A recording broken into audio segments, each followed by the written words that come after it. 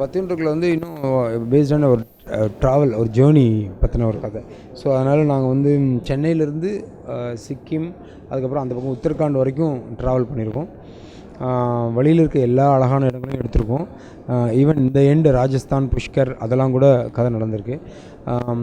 உத்தரகாண்டோட சில போர்ஷன்ஸ் வந்து நேபாளில் ஷூட் பண்ணியிருக்கோம். நேபாள் வந்து பக்தாப்பூர்னு ஒரு இடம், அருமையான இடம். பட் இப்போ வந்து எர்த்குவாக்கு அப்புறம் அந்த இடமே இல்லை. ஸோ பத்தியொன்றுக்குள்ள படத்தில் பார்க்குற காட்சிகள் நிறைய வந்து இப்போ இல்லை. ரொம்ப நல்ல லொக்கேஷன் வைஸ் இந்த படம் வந்து நல்லா அமைஞ்சுது.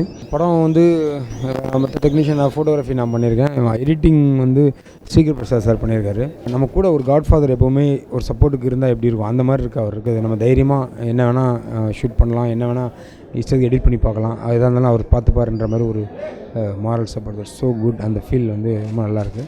இமான் சார் வந்து மியூசிக் பண்ணியிருக்காரு. Imman very prompt and very comfortable to work with. 4 song முடிஞ்சிருக்கு. ஆடியோ ரிலீஸ் வந்து செப்டம்பர் பிளான் பண்ணியிருக்கோம்.